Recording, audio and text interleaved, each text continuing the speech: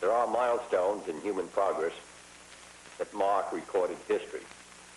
In my judgment, this nation's orbital pioneering in space is of such historic stature, representing as it does a vast advancement that will profoundly influence the progress of all mankind. It signals also a call for alertness to our national opportunities and responsibilities. It requires physical and moral stamina to equal the stresses of these times and a willingness to meet the dangers and the challenges of the future. John Glenn, throughout his life, has eloquently portrayed these great qualities and is an inspiration to all Americans. This film, in paying tribute to John Glenn, also pays tribute to the best in American life.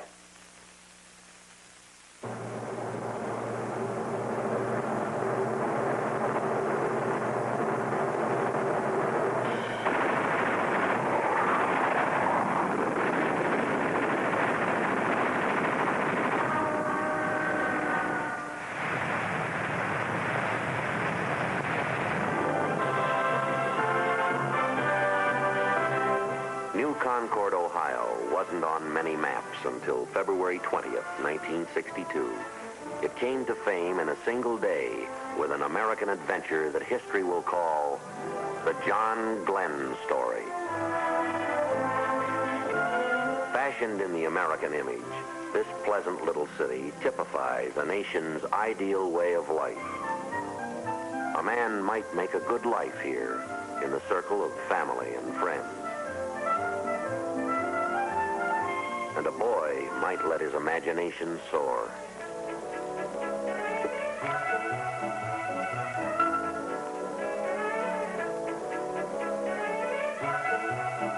He might explore the wonders of the wide world all about him, life's simple mysteries, with bright discovery daily opening doors to knowledge. He can look away to distant places, to exciting adventures, hidden only by the horizon and the future. Like this boy, like boys everywhere, young John Glenn dreamed of the future as he looked to faraway new frontiers. Why, he might even learn to fly. This town and these people, they knew John Glenn as a schoolboy, as a teenager, and as a neighbor. Like Mayor Taylor, they followed his career as he blazed a trail across the high sky. I watched John Glenn grow up from a freckled face, red-headed lad into the man you all know today. John's youth and his life today are an example for all Americans to follow. New Concord High. Like these youngsters, John attended school here. His principal and teacher was Harford Steele.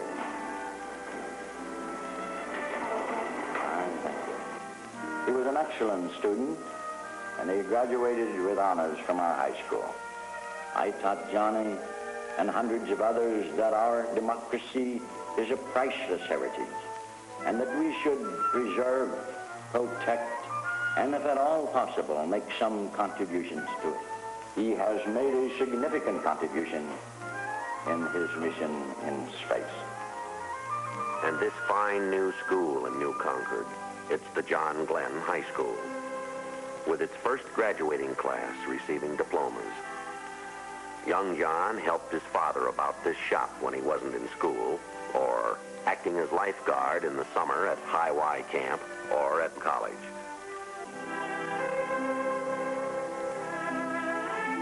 John went on to college at Muskingum, right in New Concord. The high regard of the college is expressed by its president, Dr. Glenn McConaughey. John's conquest of space has captured the hearts and the imagination of all Americans. So have his superb qualities of leadership, moral and physical strength, and emotional stability. John found time for athletics, winning 4 high school letters.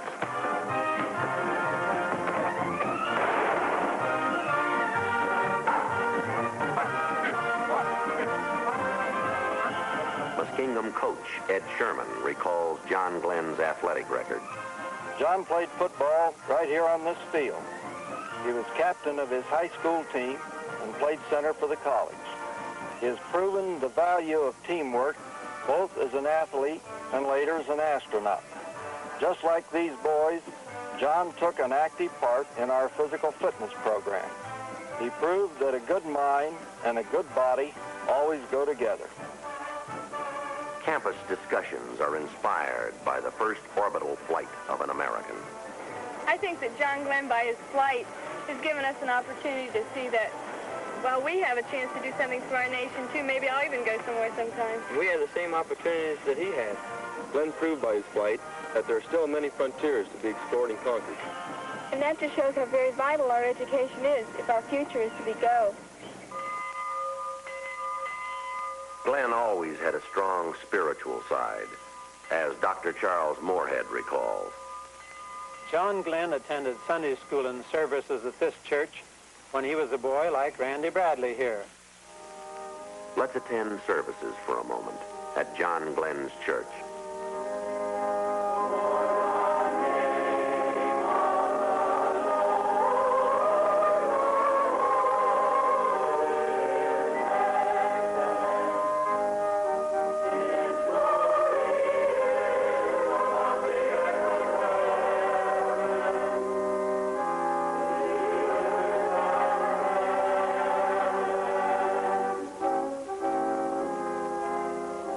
John and Annie were married at this church by Dr. Henry Evans.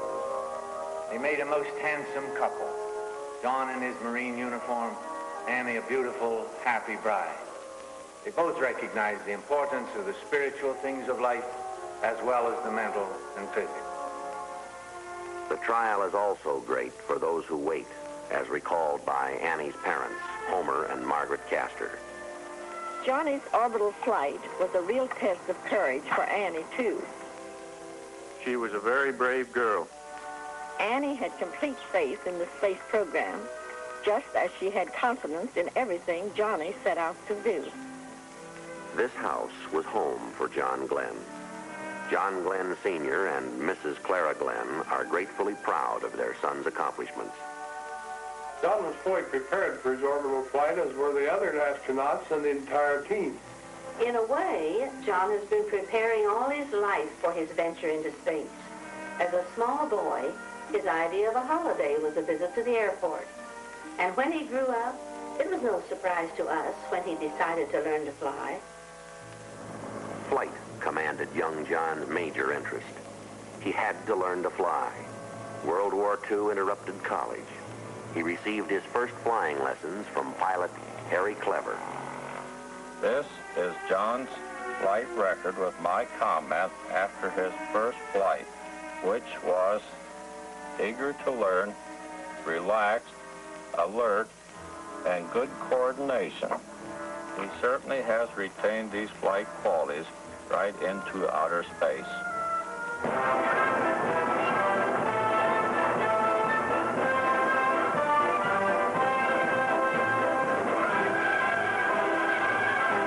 Training at Pensacola and Corpus Christi. Many aviators have won their wings here. Like these cadets, John went on to Corpus Christi, Texas to learn about airplanes and navigation, with time also for physical conditioning and sports, and for religious inspiration. Like these naval aviators, to win his wings. The Navy's thorough training prepared Lieutenant John Glenn for wartime action in the South Pacific, flying 59 missions in Corsairs like these, he joined in blasting enemy targets. Until there was peace, and Glenn returned to Corpus Christi as advanced flying instructor until Korea. Major John Glenn came back to combat to fly 90 missions to shoot down 3 MiGs.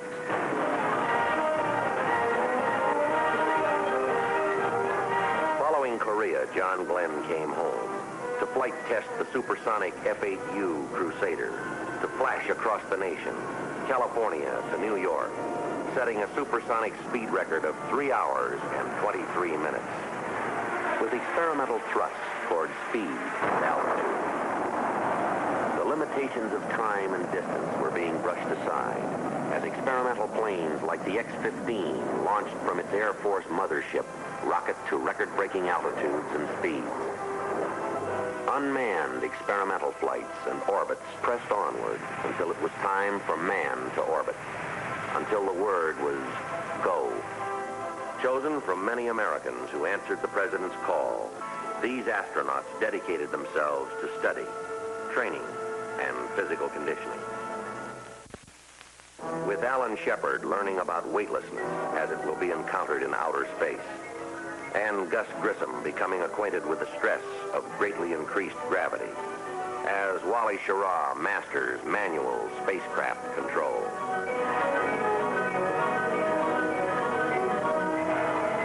Three years of engineering skill and scientific experimentation have gone into this historic Atlas launching. Its component parts have come from countless sources, devised and fabricated by many thousands of technicians in hundreds of United States cities. And this, the motive power, carefully raised to position on its gantry. This, the Atlas, with power to develop 360,000 pounds of thrust, with capability to swiftly lift the spacecraft and its passenger as high as 160 miles, to inject the spacecraft into orbit at 17,500 miles an hour. And now the word is go, as the spacecraft is lifted into its position atop the Atlas. This spacecraft, 6 feet across at its widest heat shield end, 10 feet tall, built to withstand heat shield temperatures of 3,000 degrees Fahrenheit as the wind rushes by at more than 15,000 miles an hour. As the astronaut prepares for space flight, for adventure into outer space.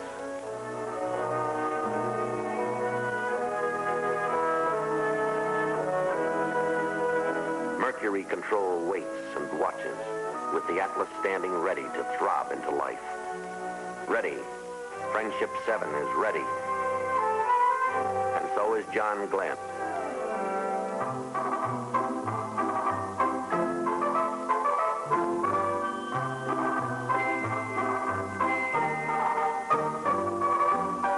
Gantry, elevators lift Glenn to the 11th level, the spacecraft level.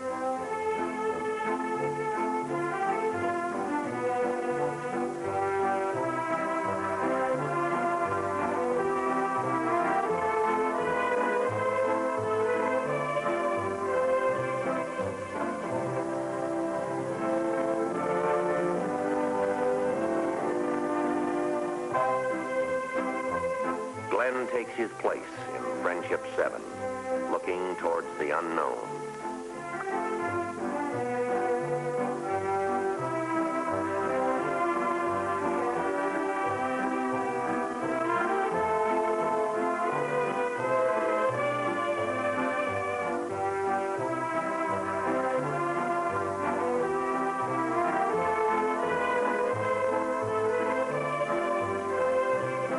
Ready. Mercury Atlas is ready, and so is the astronaut.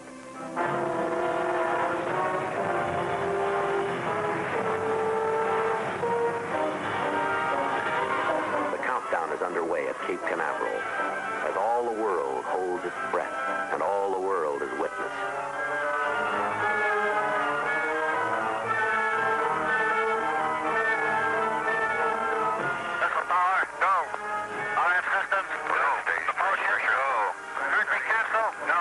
All pre-start panel lights are correct. The ready light is on.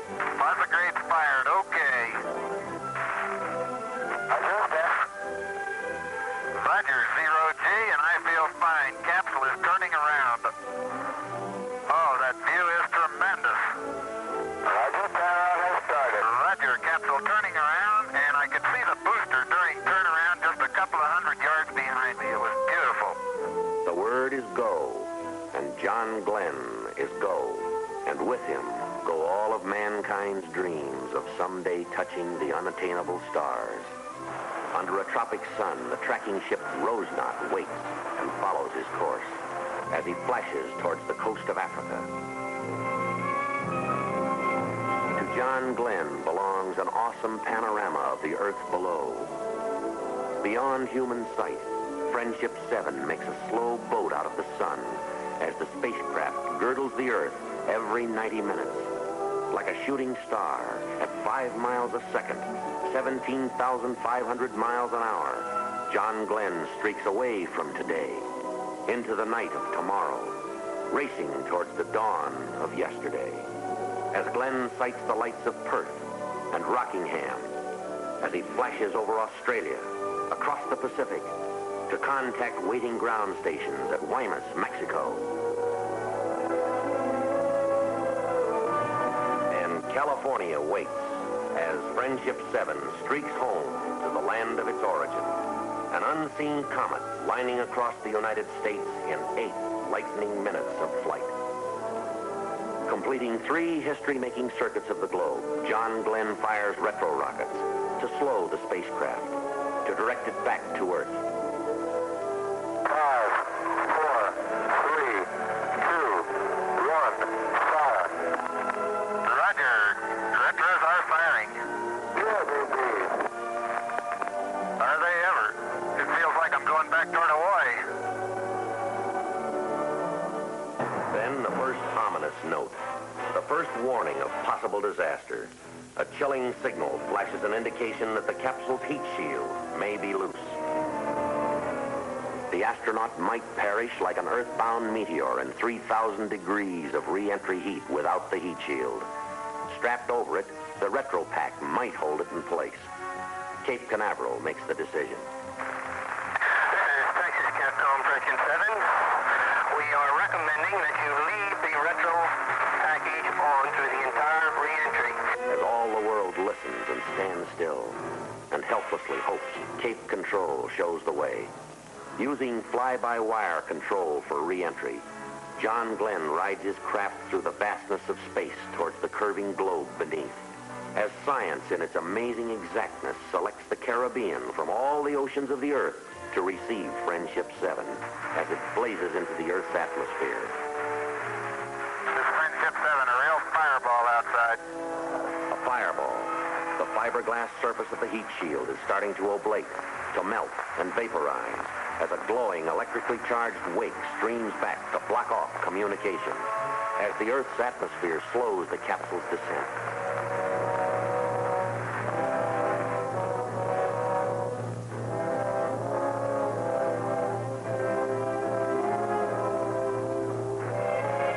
Friendship 7. Stroke is out.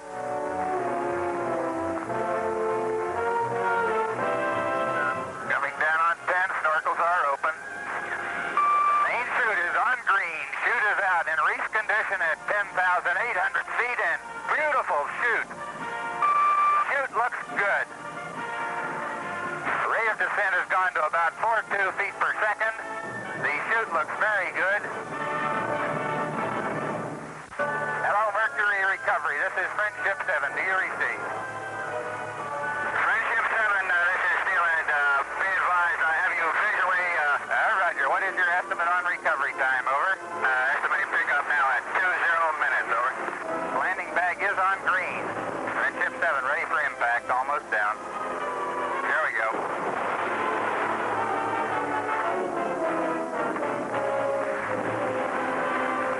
Friendship 7, this is Steelhead. Hold you in the water. What is your condition? Over. Roger. My condition okay. Does the capsule look like it's okay? Over. The capsule looks good from here. Over. Home to Earth comes the Voyager. Transported now to the aircraft carrier Randolph. In 4 hours and 56 minutes, John Glenn has streaked through 3 days and 3 nights and over 81,000 miles. Never a journey so far. Never a traveler so welcomed by the world.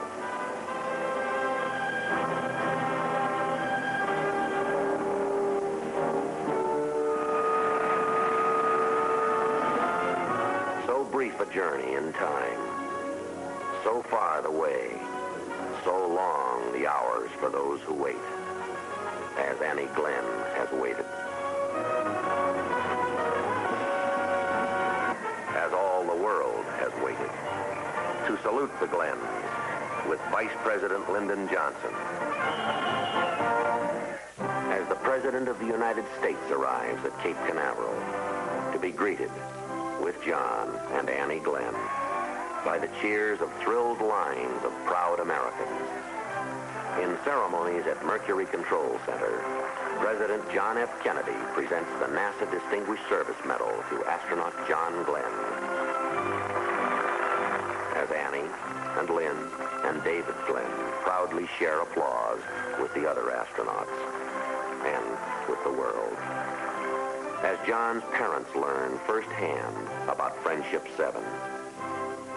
As does Marine Corps Commandant General David M. Shoup and the President of the United States. And this rainy day in Washington is a happy day as the President and the astronaut arrive to drive through rain-washed, crowd-flooded streets to the White House for a reception as John and Annie Glenn with Vice President Lyndon Johnson greet distinguished guests, including astronaut Alan Shepard. Godspeed, John Glenn. Godspeed into the future, into even greater accomplishment, into the hearts of all Americans. Welcome to Washington. Welcome back to this planet.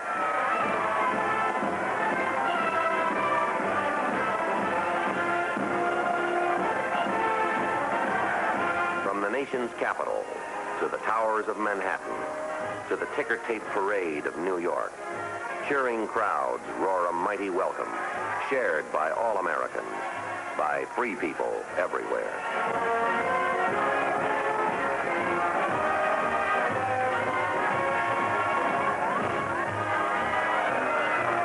And across the land, the scene is the same, and the heart is the same, as John Glenn comes home to New Concord, Ohio.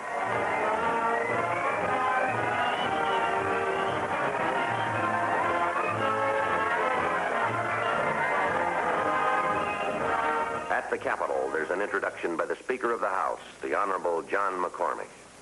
Members of the Congress, it is a privilege, and I deem it a high honor, to present to you a brave and courageous American, a hero in World War II and in the Korean conflict, who recently, in a most notable manner, added glory and prestige to our country, the first United States astronaut to have achieved orbital flight, Lieutenant Colonel John Herschel Glenn, United States Marine Corps. Colonel Glenn.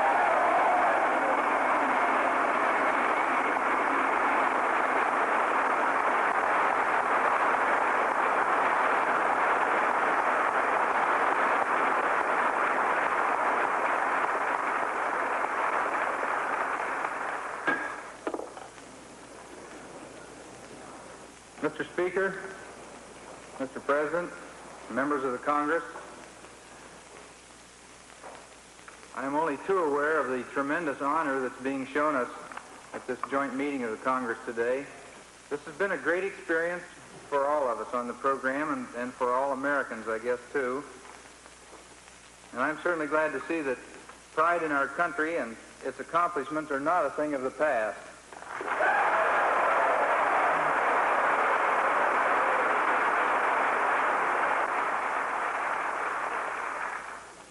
I know I still get a real hard-to-define feeling down inside when the flag goes by, and I know all of you do, too.